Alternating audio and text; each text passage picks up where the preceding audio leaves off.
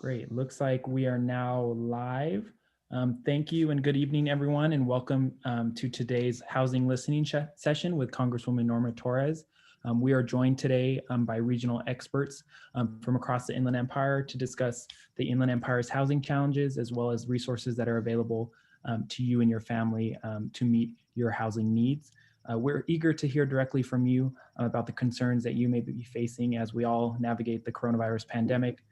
But before we begin, I do want to go over a few housekeeping items just so you have a smooth webinar experience. If for any reason you get disconnected from the webinar, feel free to just join back in through the invitation email that you should have received from Zoom. If you do have any questions throughout the webinar, please either raise your virtual hand or feel free to submit them in the Q&A section. Should be to the right of your screen if you're on a desktop or a laptop. And we'll try to get to as many questions as we can in the time allotted. But of course, if we get to the end, we'll have contact information for our office at the end, and we'll be able to connect you with the resources that you may need. So with that, I would like to turn it over to Congresswoman Norma Torres to give her introductory remarks on Congress's work to deliver relief to the Inland Empire. Congresswoman? Thank you, Jacob, and good evening, everyone. Thank you for joining me on this first of many listening sessions that we have put together for you. We are living through difficult times that have been made worse by the coronavirus. However, some of our challenges were here long before this pandemic.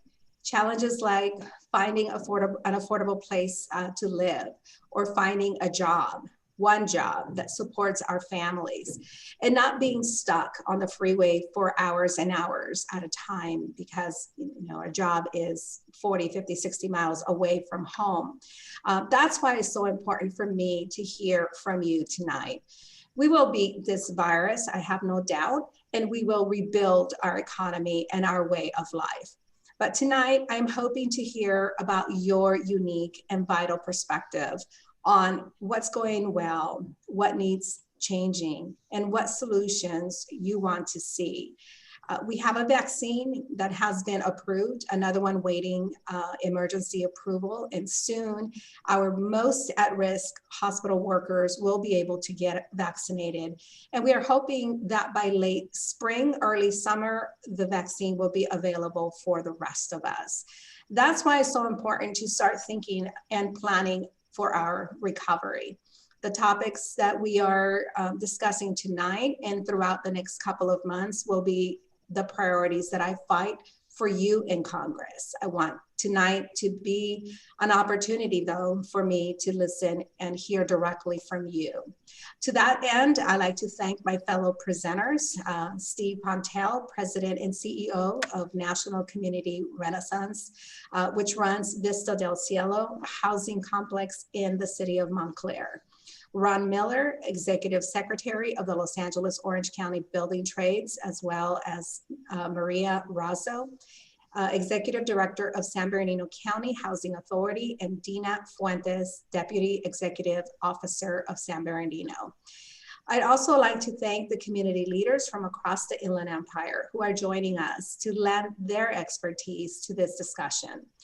Michael Battaglia, the Vice President of Operations for Vandal Homes, as well as 4 officials joining us from the Department of Housing and Urban Development. Esther Yamashiro, Housing Program Manager with Santa Ana Homeownership Center. Jesse Wu, Acting Director of Public Indian Housing. Rifas Washington, Director of Community Planning and Development. And Lori Udit, Field Office Director for HUD Office of Field Policy and Management. And also with us, a good friend, Reggie Clark, Program Manager at Pomona Hope. The reason I am starting this series of listening sessions with housing is simple. A safe place to shelter is critical at any time, but certainly during a global pandemic, it becomes even more crucial to prevent the spread of this virus and save lives.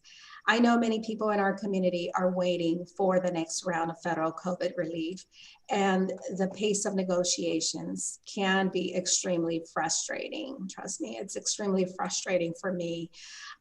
Here's what you need to know. I've supported every COVID relief effort that has come through Congress, and I intend on supporting the next one as well. But the fact is, there are common sense solutions to deliver relief that shouldn't require high stakes negotiations. You know that, and I know that. 3 weeks ago, I introduced legislation that would take money that is left over from a previous grant that currently is in the Treasury and use it to help people find a home or keep a home during this pandemic. The money is leftover program money from the Great Recession. It's not just pocket change. My bill will spend up to $2 billion to help house people at this critical moment without requiring a dime in new funding. But as I mentioned a moment ago, our housing challenges in the Inland Empire have been around longer than this pandemic. It's one of the reasons I fought to be on a critical committee in Congress that funds federal housing programs, and it's why I co-chair a key housing task force as well. I am proud to have secured funding to address homelessness, including $600 million increase in homeless assistance grants, a $250 million increase in program funding to address unsheltered homelessness, and an end to the Trump administration mixed status rule that would have prevented many families in the Inland Empire from accessing the housing support that they need today. I'll close by saying to everyone joining us tonight that my office is available to help you. Please visit my website at torres.house.gov or call my office at 909-481-6474 to learn about the support options that are available to you. With that said, let me turn the floor over to Jacob to get this listening session underway. Great. Thank you so much, Congresswoman. The first of our speakers today is Stephen Pontel. He's the president and CEO of National Community Renaissance, and he'll give an update about affordable housing in the region and some of the challenges we're facing as we move through the pandemic. Steve? Thank you very much, Jacob, and thank you, Congresswoman. Appreciate you investing your time in this conversation as well. So I'm going to go very, very quickly and just plant some seeds that could maybe spring forth some additional conversations. First, I do want to mention our project in Montclair, because I think it's an interesting model. It consists of 4 properties, 2 family, 1 senior, and 1 for developmentally disabled. These projects were funded with a variety of local, state, and federal sources. The 2 HUD programs were the HUD 811 program and the HUD 202 program. The HUD 811 program is no longer available for the production of supply of housing in a development like San Emi, which is one of those 4 properties. And one of the challenges that we have today is a lot of the funding, excuse me, that existed at that time, especially city redevelopment agency funding, no longer exists.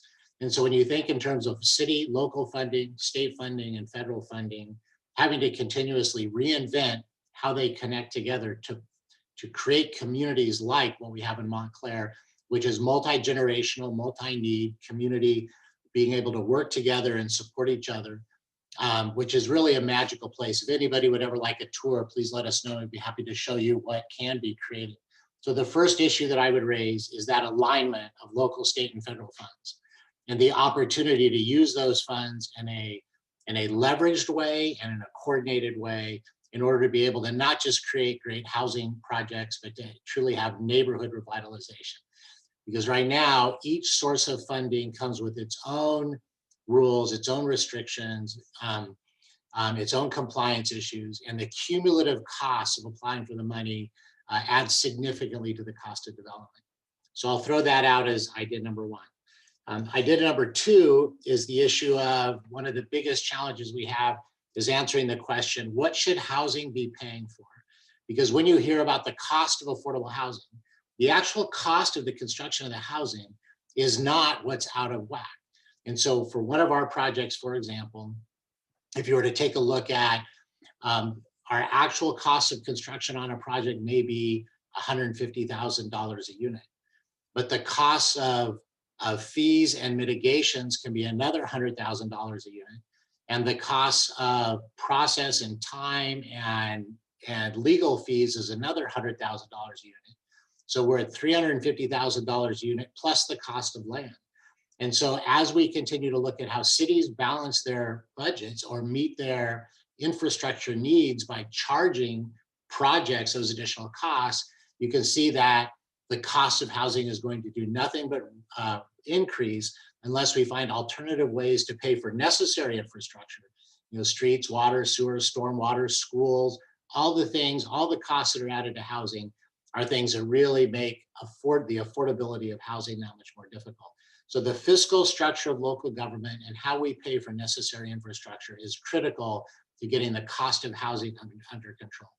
And then the last thing I would mention is it's very important to think about housing not as an end in and of itself, although that is critical, but the role housing plays as a social determinant of health, the role housing plays in the success and quality of education that kids get are critical parts of the conversation, let alone the role housing plays in the economy, both with regard to the construction and with regard, it's where jobs go to sleep.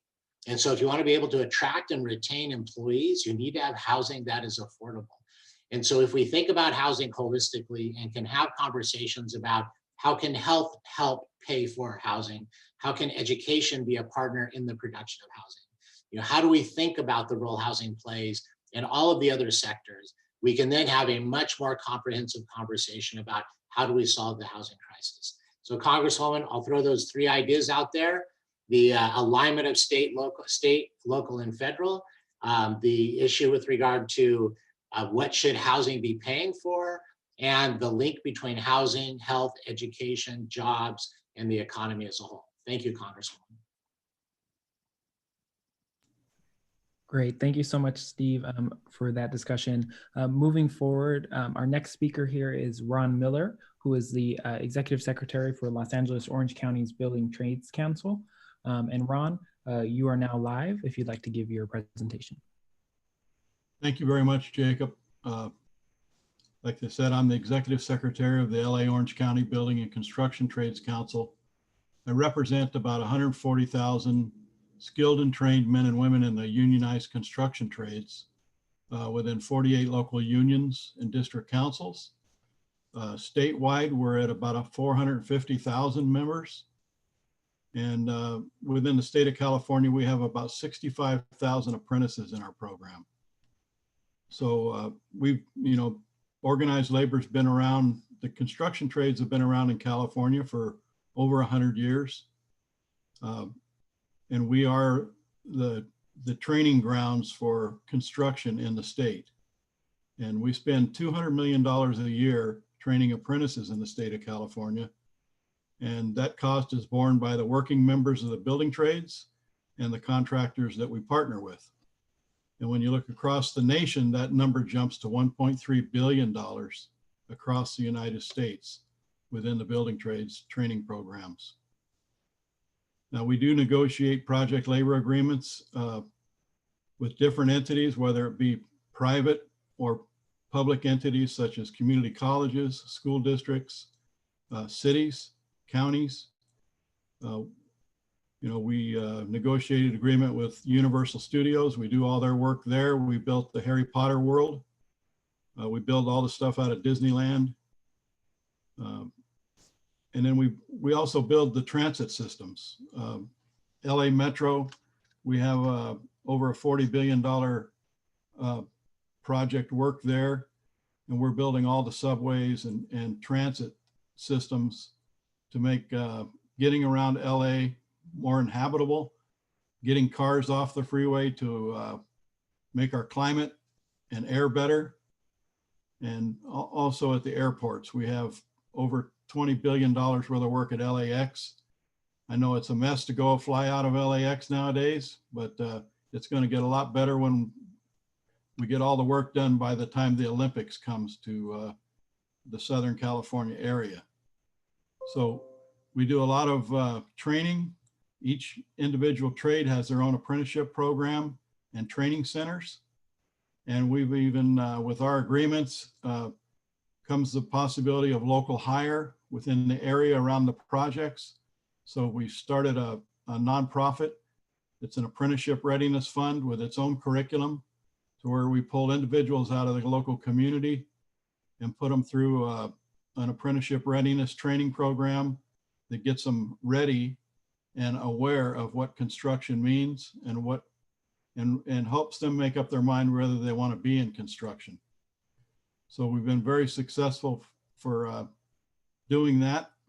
We also partner with various community organizations on that training. We have partnerships with the Anti-Recidivism Coalition, where we're taking young men and women that have served their time or had contact with the penal system, and we're indoctrinating them into the construction world. Very, very successful program with up to 85% placement rates into the apprenticeship programs. We have a veterans program called Helmets to Hard Hats. It's a nationwide program to where we get the men and women coming out of the military. We like those folks because they come pre-trained in a lot of attributes for construction. And we've been very successful at getting men and women out of the military into the construction trades. We also have a group called Winter. It's women in non-traditional employment roles, where we focus on getting women into the construction trades. And by the way, there's no gender disparity in our trades. Women make the same as men for each particular classification. So we have a complete package. The only thing that we need is a pathway to work. And with the project labor agreements comes that opportunity. We recently got an agreement done at Mount San Antonio College. So we look forward to expanding that and putting lots of young men and women from the local community to work on projects there at Mount San Antonio College. I'll be here for any additional questions you may have. And thank you. Great. Thank you so much, Ron, for that presentation. And next up on our agenda, we have our representatives from San Bernardino County. We have Maria Razzo, the Executive Director of the County Housing Authority, as well as Dena Fuentes, who is the Deputy Executive Officer for the county. And I know that they're giving a dual presentation, so I'll turn it over to them. Maria, why don't you go ahead and start first, and then I'll join afterwards. Okay. Good evening. Thank you so much, Congresswoman, for allowing us the opportunity to share and also to be able to listen and hear more from the families that we serve. I first want to mention that one of the keys to our success is really full funding, and something that we continue to ask for is to fully fund the Housing Choice Voucher Program. We currently support a little bit over 9,700 families through that program.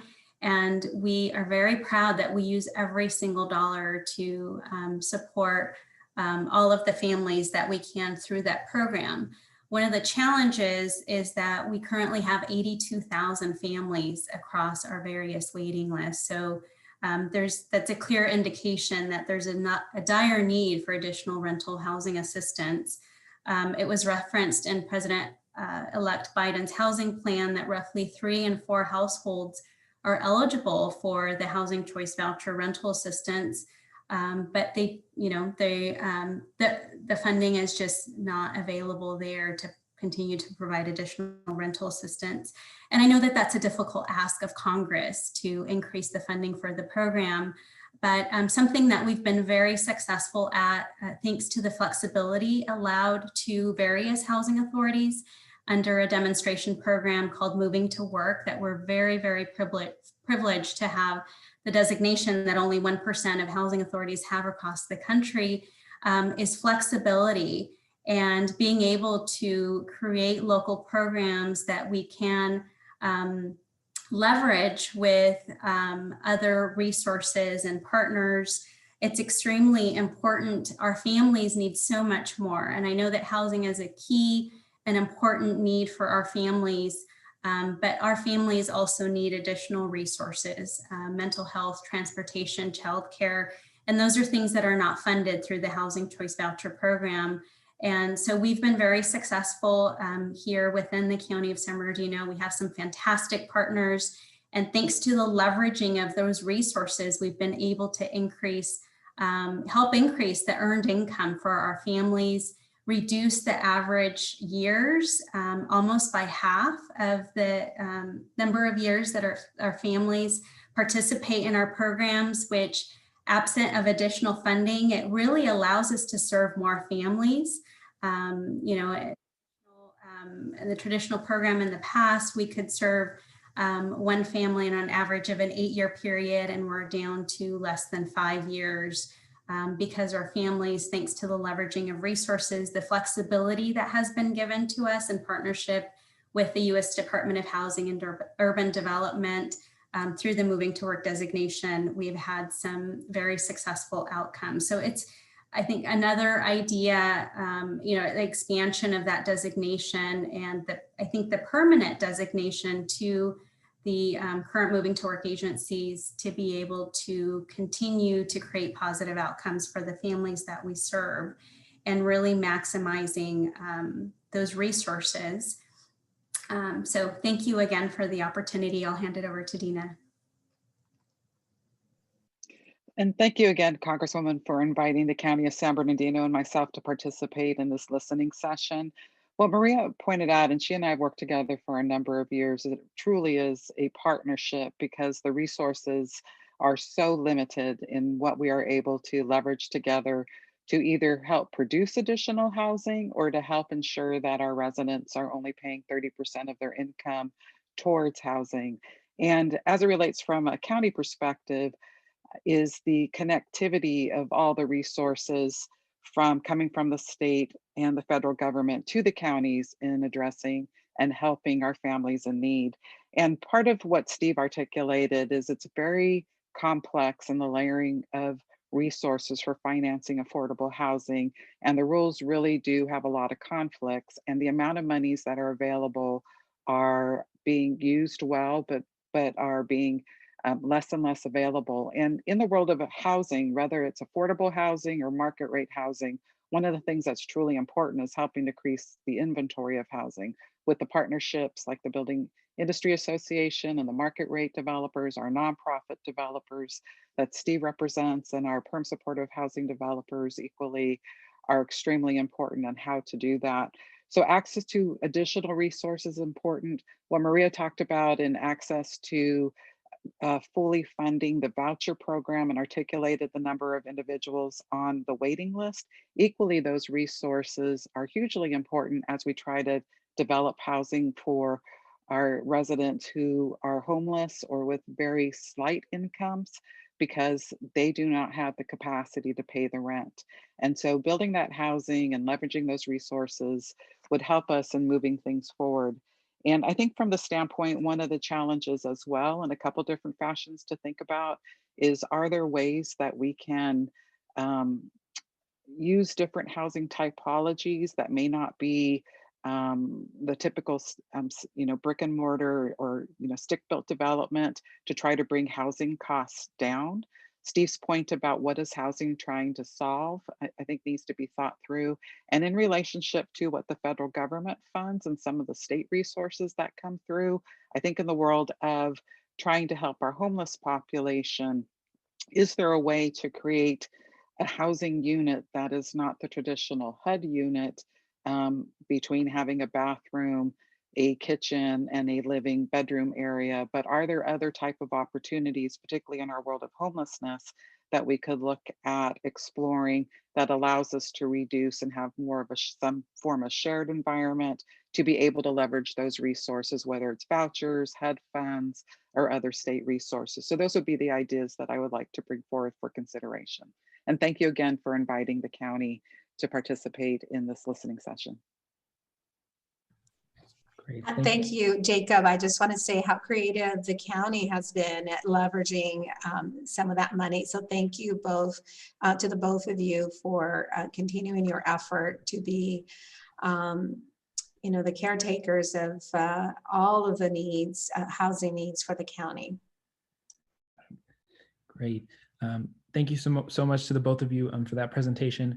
So now we're going to move forward into our Q&A session. But before then, I did just want to recognize the others that were on the line and who will be available to take questions.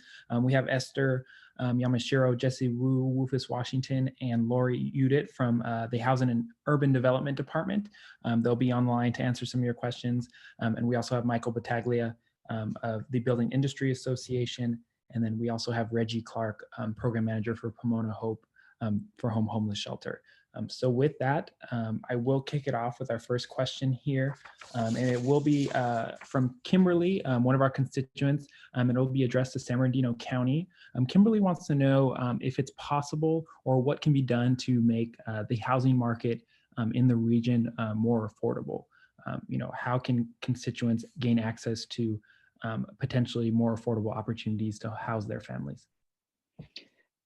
And from my perspective, it really ties into the partnerships with both our nonprofits and our for-profit business partners, because it really has to have the ability to expand inventory. That would help reduce both the rental cost, because if we cannot get inventory created, and Steve articulated a number of the challenges to do that, but also being able to have the resources for developing affordable housing. And so that, I think, in getting the inventory, getting the resources together, that would help on the price points for both the for sale product that our private market partners is just represented by the building industry, and also for access in the rents, hopefully stabilizing or getting lower with the goal, if we bring inventory on, to be able to have more affordability out there. But the inventory is definitely key. Steve, did you have a comment on that? Steve, if you would look at it from a perspective, what are some of the biggest challenges, right? With what comes first? Support from the community, support from the people in charge of the permit process, identifying the pots of money. I mean, these are to build a housing project. It's such a complex issue. Can you walk us through that? Sure, I'll lay some groundwork and then maybe ask Michael to share some of their experiences as well. Because ultimately the primary way to bend the cost of housing curve is that the market produces housing that people can afford. We don't have enough money on the planet to build subsidized housing for everybody that needs housing. But just to go back to your question, and it's both and. One of the challenges, and I'll be perfectly blunt, is the housing that we built is the housing that probably meets the biggest opposition in most communities, because a lot of neighborhoods don't want, quote unquote, those people living near them. And so we go up against that in every single community we go, and it's totally agnostic as to what kind of ideology people have. People are fearful, they've got theirs, they want to protect it, and they view the production of traditional affordable housing as a negative, even though we can usually persuade them. And so with enough community outreach, giving tours of our existing properties, showing what good management looks like, I'd say 90% of the time we can win the community over, but it takes extraordinary effort. The other side of the equation is the actual process itself. And the challenge is the fact that it's not just individual cities, but it's every other agency that we need to go through to get their participation and buy-in in a project. And I'll just use one example, stormwater. The stormwater retention adds $600,000 to $800,000 per project. And years ago, I served on the Santa Ana Regional Water Quality Control Board and tried to convince cities that if cities came up with a regional solution for stormwater mitigation, that could take that cost off of every individual property owner doing individual development. And it would put the water where it might actually be able to recharge the groundwater, versus on many of our projects, we just store the water until it evaporates, and that doesn't do anybody any good. But there's no incentive for cities and the stormwater and other agencies to work together. And so the challenge we have is just the cumulative impact of navigating all the various agencies that have an opinion and an effect on our process and projects. One quick example, then I'll throw it to Michael, is in the city of San Bernardino, for our first phase of a redevelopment we did in partnership with the Housing Authority. We did it with an offsite parcel, 5 acres in the city of San Bernardino. At the time, it was in bankruptcy with no staff. But from the time we got site control till the time we had full entitlement, including environmental approval, was 90 days. From the time we got site control until we were built was 18 months. A much smaller project in the city of Pasadena, by the time we got site control until we were built was 7 years. And so when you think about the process and the time and the costs associated with that, that's a huge challenge that we have towards producing housing people can afford. But Michael, did you want to add anything to that? Yeah, I would love to. Well, thank you, Congresswoman Torres, for having us on, and thank you for supporting the housing industry here in Southern California. Ms. Fuentes made a lot of great points about inventory. Same thing with Steve. Part of the challenge, or the biggest challenge, is predictability and how long it takes to get something approved. So if we want to build more inventory and you want it on the ground right now, we probably needed to start that about 3 to 4 years ago. It's taking millions of dollars and time to get through the process because of CEQA in California. That's a term that we all have to deal with here. But then it's dealing with so many different agencies. So the more that we can streamline the process with some predictability and get local support would really help us get all types of housing entitled, approved. And I'm talking about market rate. I'm talking about attainable housing. And a lot of that can be performed by the home builders and groups like Steve and in with the BIAs that we have here in Southern California. So it's about predictability. And if you look across Southern California right now, more and more communities, proposals for new communities are getting denied. And so frankly, that's driving up the cost of housing, which then makes it less attainable for people. So Congress has very little opportunity to weigh in on those issues. Those are more local planning issues. And we know that our cities go through master planning, every 10, 15, 20 years.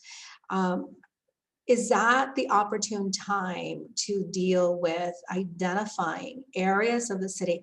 How does one, as a local elected official, educate yourself on those challenges that you have and begin to set the stage for providing those opportunities that you need to minimize the fees to get the housing built that is needed? Certainly, if it's going to take you 7 years to go through an approval process, that is why we have people waiting 7 years. But are there opportunities that you could see where cities can pre-plan all of this and maybe begin a CEQA process, as a way to identify and expedite and advance the work that needs to happen for you to build the housing that we need? Well, I definitely think RENA is going to play into that right now as well, and all the regional housing needs assessment, the program that's going on. But I also think just working with the Building Industry Association and educating both sides as to the time it takes and how we can get there. I think something from a national level that you could do, that you could look at and potentially help, is just looking at loan limits on FHA, right? That's always been a hot topic for the Inland Empire because of the discrepancy in housing cost. So that's something that could definitely be advantageous to the whole industry. And Congresswoman, I had a couple of other federal, absolutely local government has a lot to say about what happens and when it happens. But I've always been curious if there was an opportunity to ask federal agencies to also count the costs that they imply. So as I mentioned, the stormwater plan is ultimately, the US EPA has a lot of influence over what the California Water Quality Control Board and others implement. And so if the question was asked of the EPA, what is the consequence on the cost of housing of the policies you have in place? Hold them accountable for counting the cost. And I can go down a whole list of other federal agencies that could fall in that same category.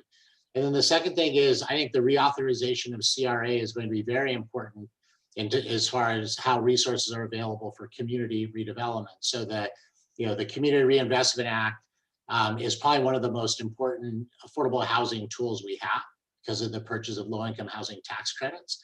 And so there's a huge opportunity, nothing against the HUD representatives that are here, but the Department of Treasury is a really critical partner in affordable housing. And so I think that thinking about how those resources, once again, are connected and leveraged. The specific issue right now before Congress is resetting the 4% tax credit. So it's truly buys 4% of tax credit. I think right now it's somewhere around 2.8 or 3% tax credit. And then, one other fact to kind of keep in mind is less than half of the entitled projects that applied for 9% tax credits in California last year received funding. That means we have half of all the projects being built with 9% tax credits. We could double the amount that would currently be built right now if we had those additional tax credits. And I know there's a consideration of increasing 50% on the 9% tax credit. So there are things at the federal level that could really play into the supply side of the equation on housing. And just so you Congressman, we are also looking at the cost of lumber. We've sent a letter over to the Commerce Department for them to focus on, how do we ensure that the rising cost of lumber doesn't prohibit, a project that has already gone through all of the approval processes and is now shovel ready. We don't want another layer of problems as we move forward. Someone else was getting ready to speak before I interrupted them. I believe. yes, I just wanted to follow up on the point that Steve had on low-income housing tax credits to give you a perspective, because in our region, the federal tax credit is a major financing mechanism for affordable housing. The region that we compete in is Riverside County, San Bernardino County, and Imperial County.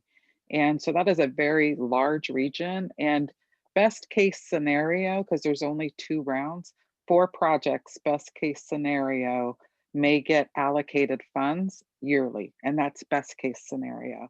So as it relates to the world of, you asked the question of, to Steve about what resources or what, in the scheme of things, what's the most important. I think from my perspective in the world of housing is knowing that the resources are there, because the things that Michael and Steve talked about, which is the cost and the certainty. A lot of our funding sources don't necessarily pay for all of those pre-development cost, land acquisition costs, particularly at the federal level. Those are coming from the state level. So if you're trying to look at diversifying and providing more opportunities, to me, the financing piece is crucial to be able to get the private market and the nonprofit market into developing housing. Great. Thank you so much to all who provided some feedback on that question. I'm going to come back to you, Steve, for a question about seniors. But first, I want to turn it over to our HUD folks on the line. With forbearance and moratorium periods nearing an end, what can our constituents expect from either HUD or maybe our county housing authorities on how they can navigate being behind on rent or mortgage payments? I know everyone is very anxious about when those deadlines lapse and what that means for housing security and housing stability, and what impact that may have on housing voucher availability as well. So I defer to our HUD representatives on who would best be fit to answer that question. This is Esther Yamashiro. I work out of the Homeownership Center in Santa Ana, and you're right, there is a current foreclosure and eviction moratorium, which is set to expire on the 31st. We've had several extensions on that, and we have not heard about whether or not that is going to be extended yet. That notification will probably come out in the next week or so, certainly before the current extension is up. FHA, if you have an FHA mortgage, anyone with an FHA mortgage that finds themselves getting behind in their payments, the first thing they should do is contact their loan servicer to try and start working out things with them. FHA, as part of their program, affords the borrower several loss mitigation options that the lender has to take before they could even think of beginning foreclosure proceedings. So that is a first call. If you find yourself in trouble, that is a first call you need to make. Also, we would highly recommend that if you're in trouble is to contact a housing counselor. And their services, HUD-approved housing counselors provide their service free of charge. And that phone number is 800-569-4287. And they can provide you with local resources, alternatives that you can turn to. They can also help renters who find themselves in trouble too. So whenever we get these types of calls, we encourage everyone to contact the housing counseling agencies. And again, their services are free of charge. Esther, can you repeat that number for us one more time? Yes, it's 800-569-4287. You can also go to the HUD.gov, HUD.gov website and search housing counseling, and there is a page there, and we'll give you all the contact information and on how to find a housing counselor. If you have the internet available to you, that is of course the quickest way to get the information you need. Great, thank you, Esther. And I don't know if anyone else on our panel, if they wanted to contribute anything. I do actually, Jacob, just want to make folks on tonight, make them aware of a bill that we introduced, which is Keep Your Home and Prevent Homelessness Act, that would take leftover funding that is sitting currently at Treasury to repurpose it to help homeowners and renters, including individuals who are right now experiencing homelessness. That money, that pot of money that is sitting there, up to $2 billion, would be transferred to the hardest hit fund, which in California, if you recall, we utilized that money to create the Keep Your Home California programs, which help about 96,000 people keep their home or stay in their apartment during the housing crisis that we had in the mid 2000s. If I could add to that, please. I'd like to give the information for our website. So as I had shared earlier, unfortunately, all of our housing choice vouchers are fully allocated to families right now. So there are families that are using them. But we do have several waiting lists that are still open. And so our website address is hacsb.com. And on our front page towards the bottom, there's a link that families can click on called Applicant Portal. So all of our waiting lists are now online and easily accessible for our families. If there's a family, mostly seniors, that require reasonable accommodation, they can contact our housing programs main office at 909-890-9533. And we haven't received any additional housing choice vouchers since I've been there now for at least 15 years, but we have been very fortunate to receive some special needs vouchers. For example, we're expecting an upcoming allocation of what are called VASH vouchers for veterans. And so those referrals come directly from the VA, and the phone number for that referral at the VA is 909-825-7084, extension 5034. And we were also very fortunate, just a few weeks ago, received an announcement that we received mainstream vouchers. Those are for non-elderly persons with disabilities. And so those families are being pulled from our existing waiting list. So we're looking forward to assisting more families, hopefully up to 100 through that program.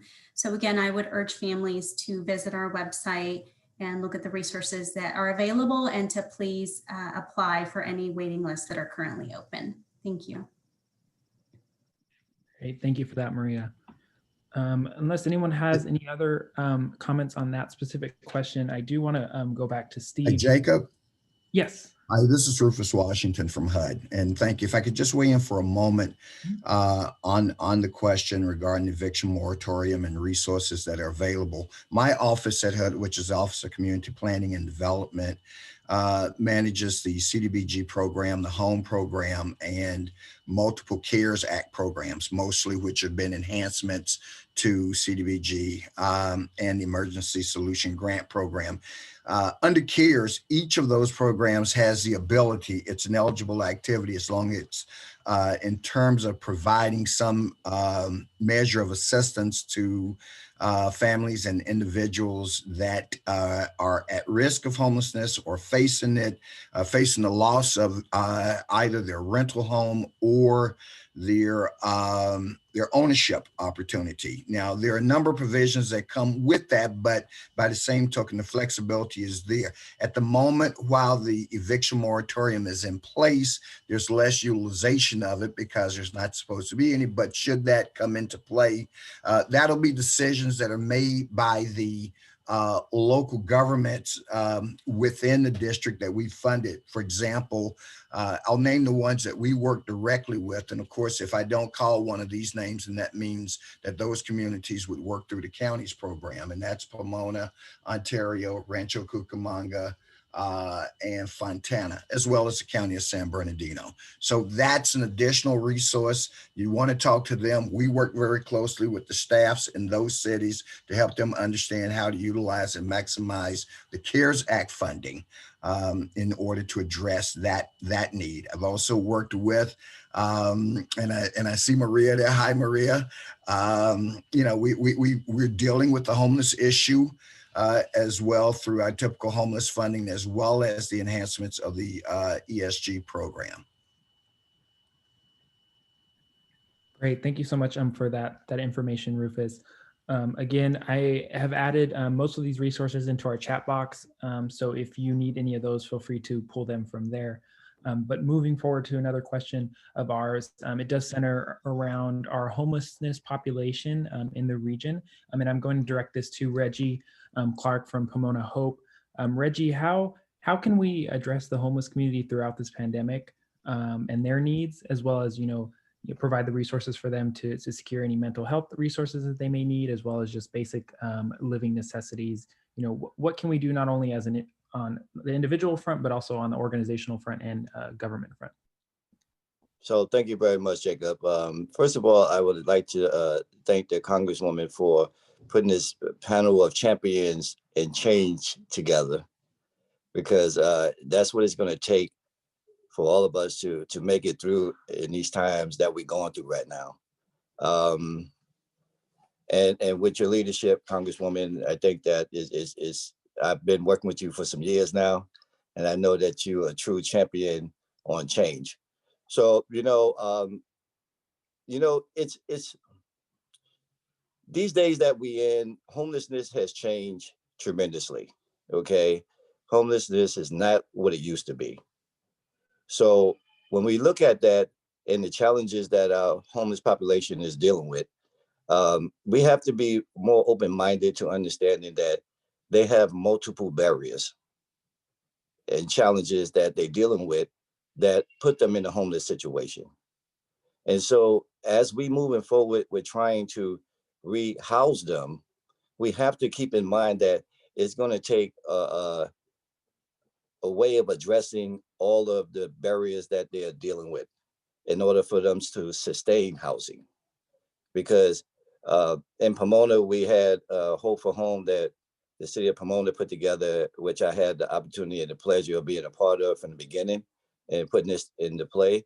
And one of the things that I really mentioned to him is that, you know, you can give people a home, but you have to make sure they have the resources and the things that to help them to sustain it and keep it, which means we develop a place in Pomona, which it has all the resources on one site, to where while they're there working on their moves to get into permanent housing, they can address all those other issues as they're there. So, you know, speaking of the mental health issues, speaking of the health issues, the substance abuse issues, there's traumatic trauma issues. Uh, so I've been blessed to be able to deal with the population for some years now. And I know that my people, all they want is an opportunity for change. And when we develop these programs and things like that, we have to stay open-minded to what change looks like. So, because it can be any of us here in this panel right now, have a family member that's dealing with homelessness in some fashion, okay? And we know today it takes a lot of people in one household to even be able to pay the rent, right? So I think that as we moving forward and bring together affordable housing and things of that nature is going to be very important. And low income housing is the key, because we know that, you know, it used to be a time where as a person that had SSI was able to get a place. Now that's unheard of.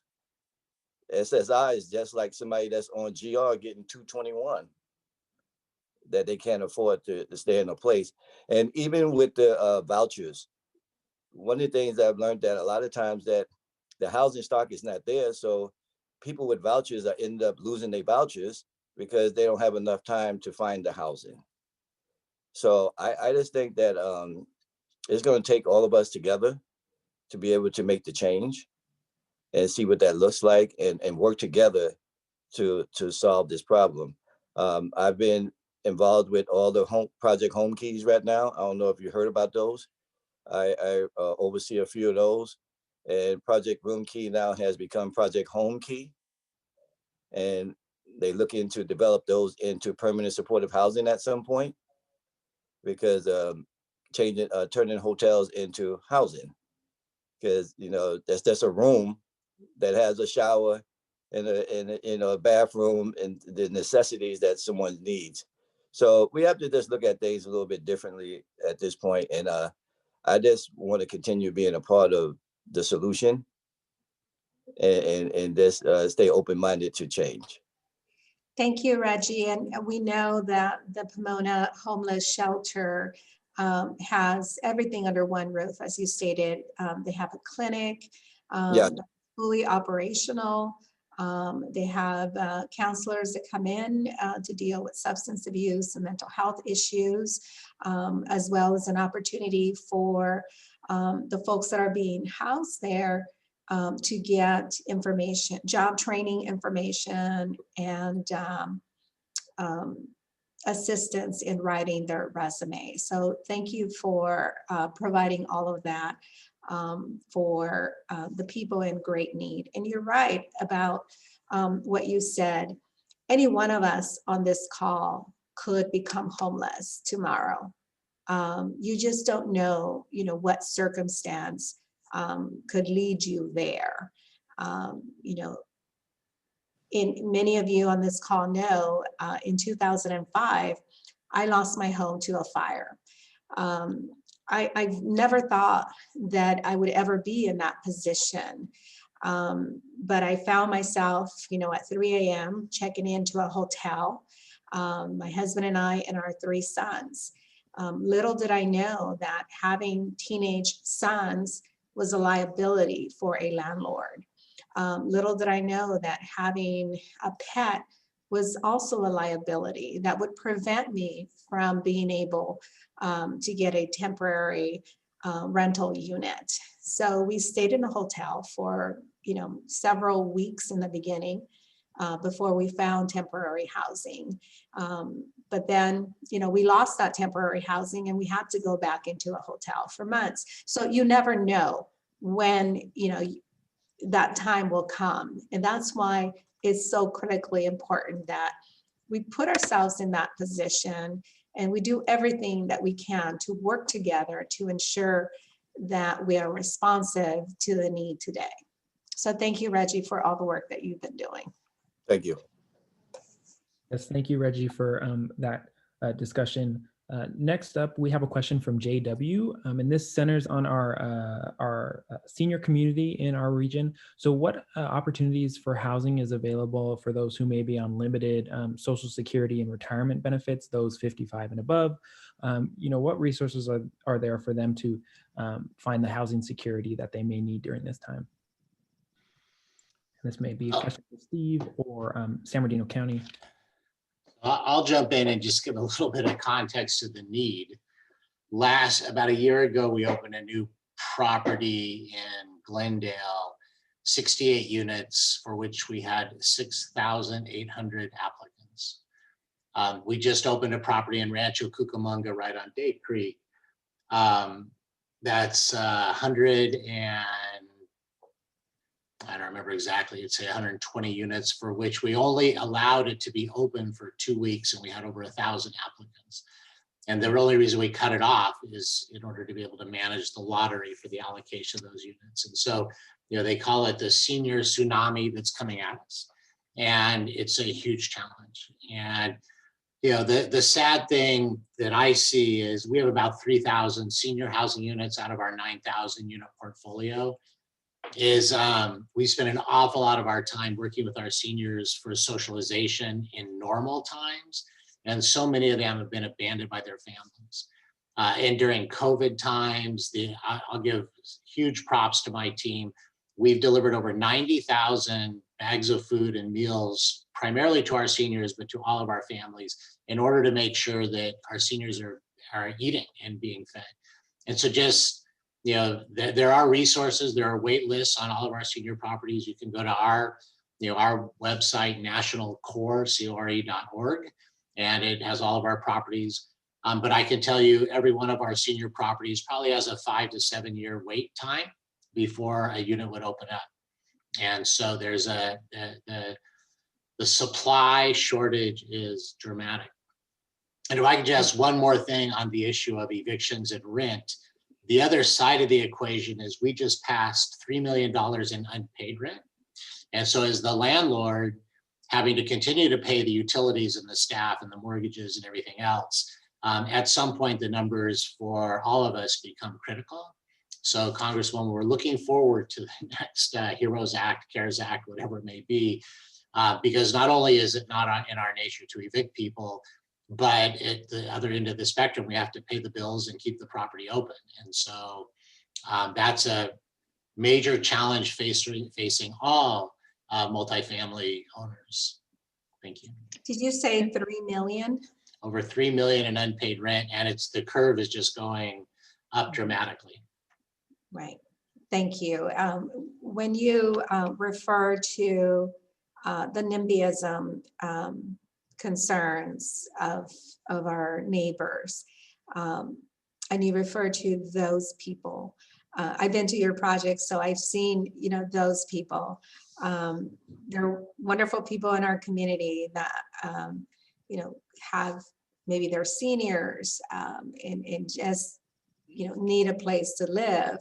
Maybe it's somebody with disabilities who needs a safe place to call home. Maybe it's a family struggling, with 2 or 3 jobs and trying to balance a family. The fact that your projects that I have seen can accommodate the needs of all of those people in one project, right? But still have safe spaces for each of those very, very different sets of communities to be able to live together in a safe environment where children, not just living in those communities, but in the surrounding community, can take advantage of homework assistance programs. I think that those are the community benefits that we need to focus on, and those are the selling points. when you go to before a planning commission or before a city council to talk about, who are those people that will be housed in those buildings. So thank you. Yeah, exactly. Thank you. And Congresswoman, this is Dena. Also, in the question of seniors, and Steve referenced the senior tsunami. When you go back to Maria's comments about moving to work, that's about getting folks who you're working in a younger population to grow their income to be able to pay their rent. And in the world of seniors and our homeless seniors, that's where the vouchers become extremely important, because it was articulated that by Reggie that the SSI isn't enough to pay rent anymore. So I think that is going to be a huge and much larger issue as we get forward on our senior population. Yeah, thanks, Dena. I would agree. Right now, 50% of the families that we serve are seniors and persons with disabilities. And the majority of the seniors that are coming on our programs, they're rent burdened. They're paying at least 50% of their income towards rent. And so that doesn't leave much, right, for other basic needs like food and prescriptions, to be able to and they've worked full time, for the majority of their life. And we want to be able to have them live out the rest of their golden years in a dignified way. Great. Thank you to all for providing some clarification on that person's question. We have a couple questions here from Sonia, and I want to direct the first one to maybe one of our HUD representatives. What resources are available for first-time home buyers? How can first-time home buyers compete with potentially foreign investors or other people that maybe just have the means to buy up some housing units? What opportunities are there for them? Well, FHA doesn't have a particular first-time home buyer, although first-time home buyers are our focus. That's part of FHA's mission, to provide sustainable housing. And, we want to focus on the first-time home buyer. We see a lot of down payment assistance programs coming out of states, the state finance agencies. For California, it's the California CalHAFA. They're the state. They provide down payment and closing cost assistance for first-time home buyers. As to qualifying, FHA single-family loans will go down to a 500 FICO. It's a minimal down payment program, 3% to a 580 FICO score. We allow gifts for the down payment and closing costs. Again, we allow secondary financing from government agencies. There are nonprofits. So it's not a specific first-time homebuyer program, but the program is set up to serve the underserved. That's why FHA was created way back in the 30s, was to provide housing for people who couldn't otherwise afford housing. So minimal down payment, you can get it all as a gift. We do manufactured housing. Rehab, rehabilitation. So you could, if you find a nice fixer-upper or something that you want to be able to fix up, we offer those types of loans too. So it's a matter of finding an FHA-approved lender that can walk you through the process. Again, if you want to learn more about home buying, you can also talk to a housing counselor about that. They provide counseling on the response, what it takes to own a home. It's not just buying a home, it's what goes into it after you buy the home. And they'll give you a good idea of what the resources that it'll take to own that home and upkeep that home and make sure you can hang on to that home, through lean times. So those are the resources that we have available. And just to add to that, on the community planning and development side, I've mentioned our two core programs, Community Development Block Grant, CDBG, which I'm sure most here are familiar with, along with the home program. Those are eligible, first-time home buyer is a eligible activity. It's the choice of the local units of government that receive funding from us as to whether, they want to underwrite that particular activity. I think in some cases, to kind of dovetail off of what Esther was saying and some of what's in their portfolio, that becomes an excellent combination if the local government so chooses to do that. However, out of my office, that's not something we would dictate to the city that they had to do, but I do want to let everyone know who's on the program that it is an eligible activity. And if you think it's something that your community should be doing, then I encourage you to speak before your local city council or county board of supervisors with regard to them using my office's programs if they so choose in that manner. Great. Thank you so much, Rufus. And we're going to try to get through a couple more questions really quickly. I know that we're about out of time, but I do want to turn it over to Ron Miller real quick to ask him about jobs within construction and if there are enough jobs within the construction industry to meet the obvious shortage needs of housing. Has the pandemic slowed down any current projects that you have seen? What does it look like moving forward for ensuring that we have the workforce for some of these projects? Thank you. We have a very vibrant and robust training programs. We've been in a very good time since 2008 when we had 40% unemployment across construction. It's did nothing but rise since then. So we're in very good times. The COVID virus has probably thrown us a little bit of a curveball, but I can tell you within a week of the COVID virus hitting and the shutdown starting to happen, we worked with county and city and state government to enact protocols for job sites within the CDC guidelines. And we've enacted them on the major projects, and we don't have cases of COVID spreading on the job sites. We do have cases of COVID that come to the job sites from long weekends and barbecues and parties at the river, but it's not spreading on the job sites. We take temperatures at the job sites in the morning.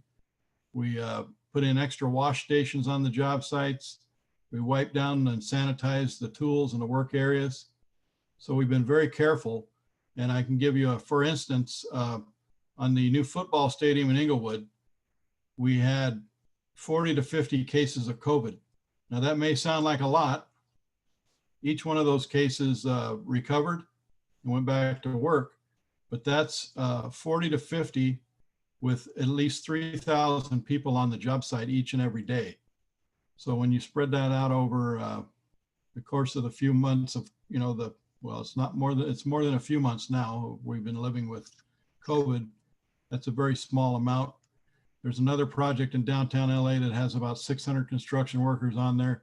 They're seeing 1 to 2 cases of COVID a week, but they're mainly being caught at the job site and not being spread. So due to the safety training that the trades receive, they're easily adaptable to situations. We didn't know nothing about COVID.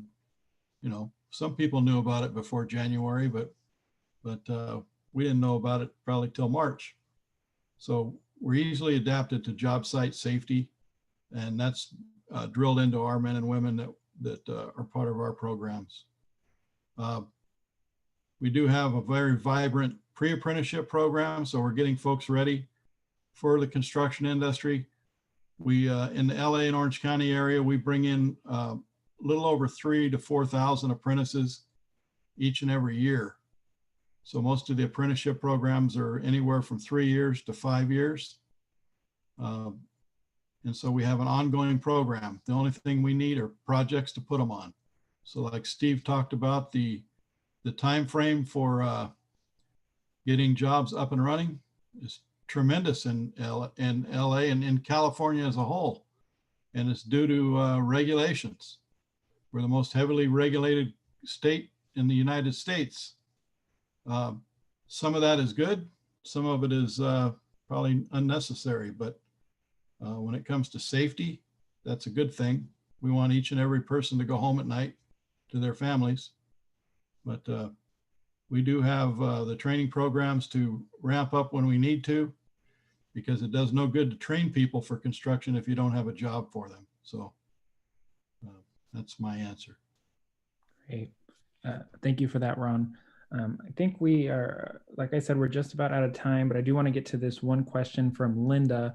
She's currently living paycheck to paycheck, but she wants to move out of the apartment she's currently in, but she's a little fearful about being able to find or be competitive in the housing / rental market, just given sort of everything that's going on with the pandemic, with rising home prices and things like that. She believes that moving seems out of reach for her. So what sort of advice would you have for someone who's interested in potentially moving during this time, but is worried about, you know, all the factors that may contribute to potential housing insecurity? I will open that up to whoever may want to chime in on that one. Well, I'll tell you that the advice I give most people is make sure whatever you do, you can afford. And in our region, there's always a cost of housing commute coefficient, correlation. And so depending on where she works, the further east you go, we could say the costs tend to be lower, but if you work further west, then you'll probably eat that up in your transportation costs. And so all of those things are trade-offs. The primary way people are dealing with the cost of housing is living in overcrowded circumstances. Multiple families living together in a single apartment. So sometimes that's okay, but most of the time it's not healthy. But a lot of people manage their way through the unaffordability of housing with roommates and make those kinds of choices. So it's tough right now. So that would be my thoughts. Thank you, Steve. Do we have any other comments on that question? Okay, seeing none. And I think for the most part, we're just about out of questions. I know that we obviously are a little over time here, but I do want to turn it over to the Congresswoman to give any closing remarks that you may have and any final comments from the panelists.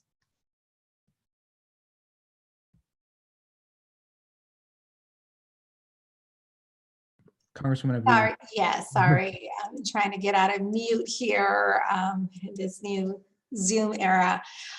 First of all, I want to thank everyone who joined us tonight from our community, but especially every single person that took the time to participate, all of our speakers. Thank you for sharing your knowledge and experience in working around these issues. For the general public that is listening, I hope that you will join us on Thursday. We will have another chat, this time focused on transportation issues. In the new year, we will also plan 2 more workshops. One will be specifically targeting our youth in our community. So I hope that you will participate with us at all of us during all of these events. I want to again say that we will beat this virus.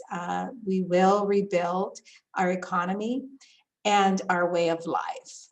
Your voices are a key part of our recovery and our brighter future. So thank you for being here tonight. And everyone watching us from home. If you or someone you know needs housing support, remember that you can reach out to us. My website again is torres.house.gov, or call our office at 909-481-6474. We're here to help you, and I look forward to hearing from you. Thank you again. I hope you all have a great rest of your evening. Thank you, everyone, and good evening. Good night to all of our attendees. Thank you.